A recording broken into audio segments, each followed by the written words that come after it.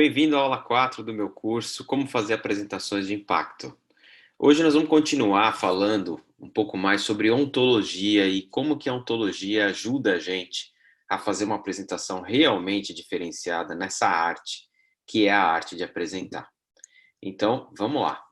Bom, na aula anterior, primeira coisa, se você está acessando agora, clica aqui embaixo na descrição do vídeo para você ver a sequência de aulas, porque eu recomendo que você comece da primeira. Bom, a gente falou na aula anterior dessa ideia de leadership presence, né? Quer dizer, quando eu estou fazendo uma apresentação, seja de PowerPoint, seja só falado, seja só com flipchart e tudo mais, a minha presença, o jeito como eu me manifesto perante uma audiência é muito importante. Diria até que é muito mais importante do que os slides, por exemplo. Afinal de contas, o que é essa tal de leadership presence, Daniel? É ter uma coerência, ter um alinhamento entre aquilo que eu falo. Qual é o meu discurso durante a apresentação? Aquilo que eu estou sentindo, será que eu acredito naquilo que eu estou falando ou não? E o que eu faço no dia a dia? Porque a gente sabe que tem muita gente que faz apresentações lindas e maravilhosas e mostra lá os seus planos de negócio e no dia a dia faz algo bem diferente daquilo, né? Não implementa aquelas coisas que promete e por aí vai. Então, ter esse alinhamento, ter essa coerência entre esses três domínios, que são os domínios que a gente comentou na aula passada, o domínio da mente, da emoção e do corpo, da energia. E muitos de nós, né, isso serve tanto para o indivíduo quanto para a equipe, a gente aparece, a gente se manifesta nas diferentes situações do nosso dia a dia assim, né? Com essa falta de coerência, onde realmente a gente acaba sendo um gênio da mente, a gente tem uma mente muito desenvolvida, porque a gente foi educado para isso, a gente não entende muito o que está acontecendo no nosso lado emocional e tem essa tendência até de descartar, a emoção é uma coisa meio secundária, né? O pensamento, a crença de que o pensamento vale mais do que a emoção, e é uma crença que causa muita dor, causa muito sofrimento, e a gente precisa começar a mudar essa crença. E o corpo, que é algo também que a gente, historicamente, como sociedade, a gente sempre relegou um segundo plano. Felizmente agora, de 10, 20 anos para cá, a gente tem olhado mais para o corpo e para a nossa saúde. Bom, então o grande objetivo da ontologia, né, e do trabalho que eu faço não só como professor aqui, como executivo e como coach, é criar a coerência entre esses três domínios, mente, corpo e emoção, para fazer com que os três tenham a mesma importância, né? Os três tenham esse alinhamento e esse entendimento, né? E os três estejam realmente atuando juntos, porque é aí que a gente vai encontrar coerência, e a gente pode, como eu falei, dar vários nomes para coerência, né? Paz, Deus, a minha melhor versão e por aí vai. Bom, na aula passada a gente falou bastante disso, de como criar coerência nesses três domínios. E a gente começou fazendo alguns exercícios pela mente, né? Pelos pensamentos, que isso inclui as crenças limitantes, as crenças impulsionadoras, as crenças que me fazem ser uma pessoa melhor também, porque existem crenças boas também. O que eu falo, a minha língua de, né, que tipo de língua que eu estou utilizando, que tipo de comunicação eu tenho feito, tudo isso se encaixa no domínio da mente. Então a gente fez esse trabalho na aula passada de fazer esse exercício de ressignificar as crenças, né? Então tinha um exercício ali específico sobre uma crença limitante que é não sei falar em público, né? Bom, na aula de hoje a gente vai falar mais de emoção. E eu quero também dar um exercício para vocês. Mas antes de a gente entrar no exercício, quando a gente fala de emoção, a gente acaba pensando muito, puxa, tristeza, ou felicidade, motivação, raiva, amor, ódio, que são todas, sem dúvida, emoções muito importantes que estão aí com a gente ao longo do nosso dia, ao longo da nossa semana. Vários estudos que foram feitos aí por psicólogos renomados ao longo das últimas décadas têm tentado fazer até um catálogo de emoções para demonstrar, afinal de contas, quantas emoções a gente é capaz de ter, né? E a contagem atual já está para mais de 100. Bom, isso é super importante, só que a gente quer fazer uma distinção aqui para vocês. A diferença entre emoção, que é uma coisa que eu sinto e vai embora. Então, por exemplo, se eu bater meu pé aqui nessa cadeira agora, eu vou sentir dor e eu vou sentir talvez raiva, alguma coisa desse tipo, né? Só que depois de 10 minutos, meia hora, isso vai passar, certo? Por outro lado, o que é o estado emocional, né? O estado emocional é uma emoção que eu tenho e que se mantém ao longo de anos, ao longo de décadas, né? Então, a emoção é algo pontual, algo que acontece naquele momento, vai e vem. Agora, o estado emocional, ele tem uma tendência de ser algo constante. Daniel, o que é esse negócio de estado emocional, afinal? Tem vários estados emocionais também, né? Não tanto quanto as emoções, que são mais de 100, mas vamos começar aqui de uma maneira resumida. Todas as pessoas, de uma maneira geral, estão sempre vivendo o seu dia a dia, vivendo a sua vida ao redor de 4 estados emocionais, né? Alguns, como eu falei, têm uma tendência de ficar mais em um do que em outro. Então, os estados emocionais, eles estão relacionados à nossa ligação entre o nosso, digamos assim, nosso entendimento, nosso relacionamento com o passado, o presente e o futuro. Então, por exemplo, se eu pensar numa pessoa que não aceita o que aconteceu no passado dessa pessoa, né? Vamos imaginar que aconteceu algo ruim, traumas de infância, traumas profissionais e coisas assim. Isso já aconteceu há 10 anos atrás e a pessoa continua carregando isso nas costas, né? Qual é o estado emocional predominante nessa pessoa na maior parte do seu dia a dia? É o ressentimento. Então a pessoa acaba vivendo de um jeito ressentido.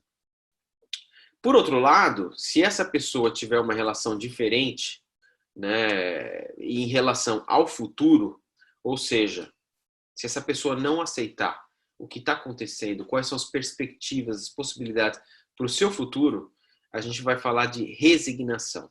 Então, note que as palavras são parecidas, mas a resignação está relacionada ao futuro. Ou seja, quando eu estou vivendo num estado em que eu não enxergo possibilidades para o futuro, não enxergo oportunidades, a gente tem visto isso muito agora nessa crise mundial, em que as pessoas falam, poxa, desemprego, a economia talvez não vá melhorar, ou não vai melhorar na velocidade que eu queira, vou ficar desempregado durante muito tempo e tudo mais. Isso causa uma resignação. Como que isso se manifesta? A gente vai falar daqui a pouco, mas é lógico que tem um impacto negativo na ontologia da pessoa, na maneira como a pessoa se manifesta nos seus diferentes ambientes. Por outro lado, qual seria o outro lado da moeda aqui, né? É uma relação de aceitação em relação ao passado, né? Então pode ter acontecido coisas boas, ruins, coisas horríveis, mas assim, gente, ninguém tem uma máquina do tempo para voltar no passado e mudar as coisas. Então, como estabelecer uma relação de paz, né? Assim, aconteceu, eu estou em paz com aquilo, tá? Aquilo me machucou, mas eu aceito, eu estou em paz e agora eu me permito me abrir para o futuro. E essa abertura para o futuro traz uma energia de olhar para milhares de oportunidades, milhões de oportunidades. Veja que é exatamente o contrário da resignação, em que a gente fica naquele mundinho fechado de falar, puxa, só tem uma coisa aqui na minha frente. E se eu não conseguir essa coisa, acabou. Não, o entusiasmo, que é esse estado emocional, é aquela ideia, aquela energia, aquele estado emocional de criar constantemente, de ter criatividade, de fazer conexões, né, de abrir portas. Então, essa é a grande importância do entusiasmo, desse estado emocional do entusiasmo.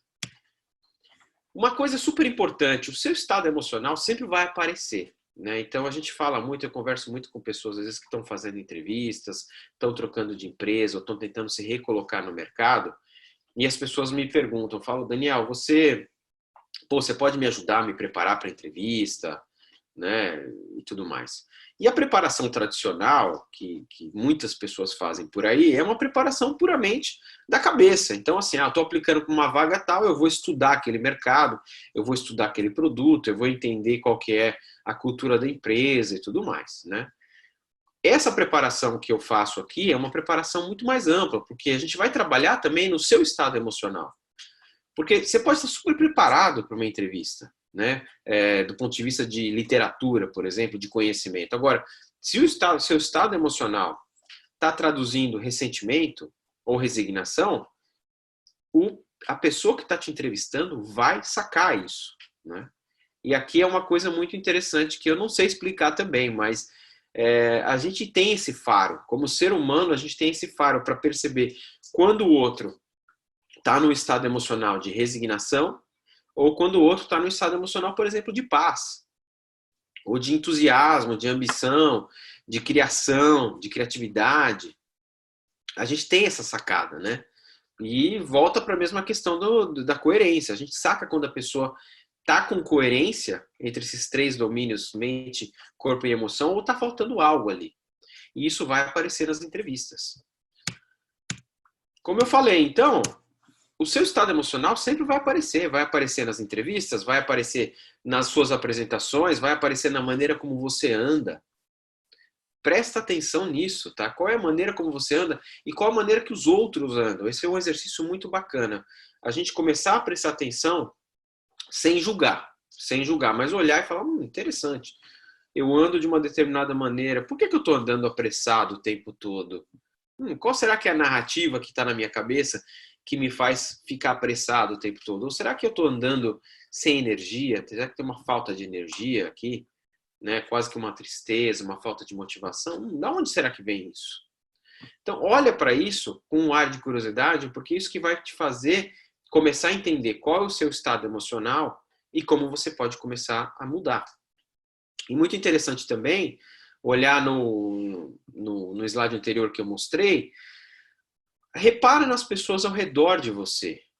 Quais são as pessoas que você conhece que estão no estado emocional de resignação ou de ressentimento?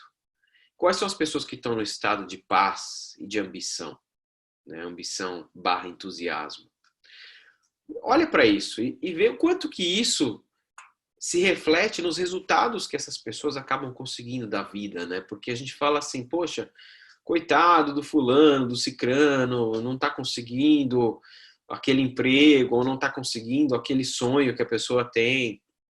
Tá certo, mas o quanto que esse não conseguir está relacionado com o estado emocional da pessoa? O quanto que essa pessoa realmente está se abrindo para oportunidades, ou o quanto que a pessoa está simplesmente baixando a cabeça e falando, puxa, não tem jeito. Então, como eu falei, toda essa reflexão, qual o seu estado emocional e da onde vem isso? Quais foram as coisas que aconteceram lá no passado que estão te levando a ter esse estado emocional? E como é a sua relação com o futuro? Você está enxergando possibilidades ou não? Então vamos fazer uma prática, tá? E essa vai ser uma prática muito legal, mas a gente vai ter que abraçar isso durante um ano. E eu vou explicar mais por quê. Você vai pegar uma situação atual ou do passado que está criando o seu estado emocional, né? E eu vou dar um exemplo daqui a pouquinho. Para essa prática, você vai identificar, então, qual é a situação, e você vai criar uma prática para ressignificar essa situação. Importante que a prática não deve ser, eu vou pegar um livro e ler, ou eu vou assistir um filme, ou eu vou escrever um artigo, tá? Ou eu vou sentar aqui na minha cadeira e ficar pensando. Não. Vamos criar uma prática que entra no domínio da emoção e do corpo, tá? Porque se a gente ficar só aqui na nossa cabeça, a gente não vai conseguir ressignificar. Pelo contrário, essa situação vai ficar pior, tá? Essa ideia desse problema vai ficar até pior. Então tem que ser algo que você envolva seu corpo e seu estado emocional, suas emoções. E aí, sim, praticar durante um ano, porque vai ser o momento que a gente vai começar a criar uma nova coerência para você, diferente do que você está vivendo aí nos últimos anos ou décadas, tá? Então, se você está há 30 anos ou 20 anos num estado emocional de ressentimento, não vai ser uma prática de um dia, de uma semana que vai te mudar isso. Você tem que abraçar essa prática durante muito tempo para começar a sentir uma mudança. Vamos dar um exemplo, então. E aqui eu acho que é um exemplo muito válido para o momento atual que a gente está vivendo, que é esse momento de crise econômica. Poxa, Daniel, eu fiz aqui uma análise e eu descobri que eu tô resignado, cara. Eu tô cabeça baixa, eu tô desmotivado, tô triste, tô... Por quê? Porque a gente tá com um desemprego enorme, eu não consigo arranjar emprego, né? E o mercado de trabalho tá uma porcaria. Então, isso tá afetando minha energia, minha motivação e tá me deixando muito para baixo. Ok, então você identificou a situação que está criando esse estado emocional. Parte 1. Parte 2, vamos partir para uma ação. Como eu falei, não adianta ser uma ação, então tá, eu vou abrir aqui o site da internet para ficar lendo notícias e ver como é que está o mercado de trabalho. Não. Não adianta ser esse tipo de ação para ficar mais na sua cabeça. Então, Você pode fazer várias ações. Uma delas, por exemplo, Daniel, diante disso, eu decidi começar a fazer voluntariado. Eu comecei a fazer voluntariado para ajudar as pessoas que estão precisando nesses momentos, para fazer novas conexões, para fazer novos amigos, mesmo que seja voluntariado pela internet, dá para fazer voluntariado pela internet também. Eu vou fazer isso e eu vou começar a abraçar essa ideia de que, cara, e se eu me recolocar no mercado mais tarde? Tudo bem, eu vou aceitar, vou estar em paz em relação a isso. Se eu me recolocar no mercado numa carreira diferente, eu vou começar a abrir essa porta para que isso aconteça. Vou começar a abrir a porta para descobrir uma nova carreira. Eu vou começar a abrir portas para descobrir novos amigos e novas vocações. Então, veja que a gente está saindo do estado do resignado, que é aquela pessoa que só enxerga uma opção, uma coisa na vida, para a gente entrar num estado de entusiasmo, onde a gente vai começar a abrir um leque de portas para o futuro. E aí a gente tem que praticar durante um ano, né? Como eu falei, um ano super importante porque você vai estar lutando contra essa tendência de voltar para o estado emocional anterior, porque isso vai acontecer. Então é lógico, você vai fazer aí uma prática, uma semana, 2 semanas, vai ter 1, 2 dias que você vai voltar lá para o estado de resignação, de ressentimento, né? Por isso que você tem que insistir nessa nova prática. E ir aprimorando ela, inclusive. Se você fala, poxa, testei uma prática, foi legal, mas agora parece que a coisa está se perdendo um pouco, vou criar algo novo, né? Isso é super importante também, tá? Daniel, o que isso tudo tem a ver com a arte de fazer apresentações? De novo, gente, tem muito a ver. Porque quanto mais a gente cria a nossa coerência entre esses 3 aspectos, quanto mais a gente encontra um estado emocional saudável para a gente, né? Mais as pessoas vão perceber isso na hora que a gente fala, na hora que a gente apresenta um tema. Então, fazer apresentações sensacionais tem a ver com isso, tem muito a ver com isso. Eu quero deixar aqui um grande abraço para vocês, está aqui meus contatos, te convidar para curtir o meu canal no YouTube, para se inscrever no meu canal gratuitamente. Se você, de alguma maneira, essa aula te tocou, compartilhe o vídeo, deixa seus comentários aqui no YouTube, tá? E escreve para mim, tá aqui meu e-mail também, para a gente poder continuar essa conversa. E daqui a pouco a gente vai se ver na próxima aula, na aula 5. Um grande abraço.